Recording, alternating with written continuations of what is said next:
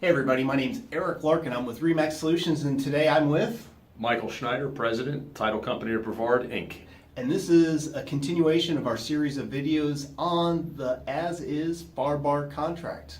Michael, you have something you'd like to add? I am a licensed member of the Florida Bar, and as such I need to tell you that please don't take anything in here in this video as legal advice, and I am not trying to solicit you to be your attorney and engage in legal services for you. All right, we got that out of the way.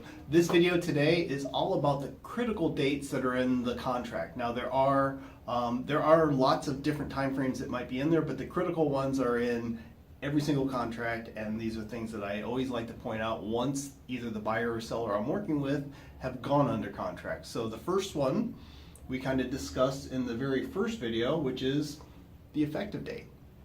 The effective date, again to review, is the date that the last party signed the last part that needed to be signed, or initialed the last part that needed to be initialed, and the fact of that has been communicated to the other party. All right, so the last date that on there that they signed on the contract and it was delivered to the other party makes it the effective date. And the beauty of the effective date is it affects just about everything else that's in the contract. So once we have that taken care of, we start time, the clock starts ticking for the other dates that are in there. Right, and one of the things that it says in the contract, which is very important, is time is of the essence.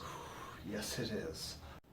So the first date I'd like to talk to you about is the escrow deposit date. And the escrow deposit date by default is 3 days after the effective date. In regards to how we actually count these dates out, every date that we have in here is triggered by the effective date, and it's calendar dates beyond that. So if it goes under contract and it's delivered on Monday, and you have 3 days for the escrow to be in, that's Monday, Tuesday, Wednesday, Thursday, it needs to be in his hand or whoever is actually holding the escrow per the contract. 3 days after the effective date, so you don't count the effective date. Effective date is Monday, so Tuesday is day 1, Wednesday is day 2, Thursday is day 3, close of business on Thursday. If you're dealing with the default of 3 days after effective date, escrow needs to be in hands of the escrow agent.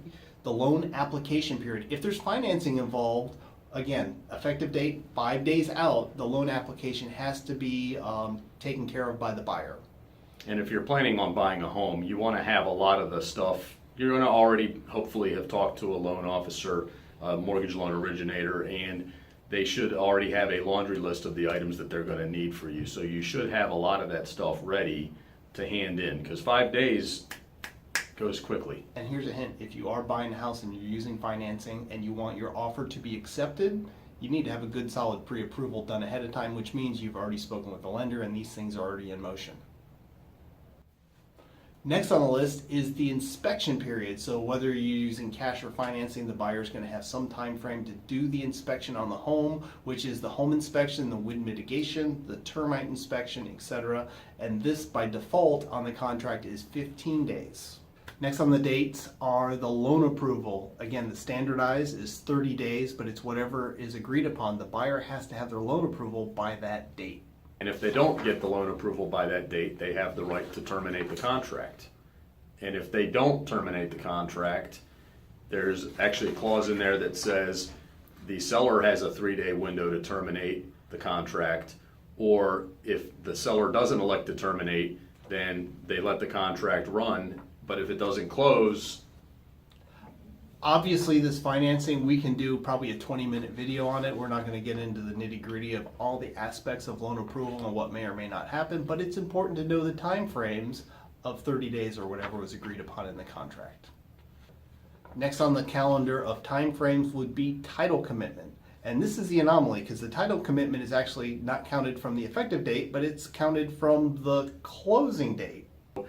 the title company is supposed to, on the seller's behalf, deliver evidence of title in the form of a commitment for title insurance 15 days prior to the closing date. And usually the buyer's lender, if there's a loan, and usually the buyer's lender is in communication with the title company well before that date.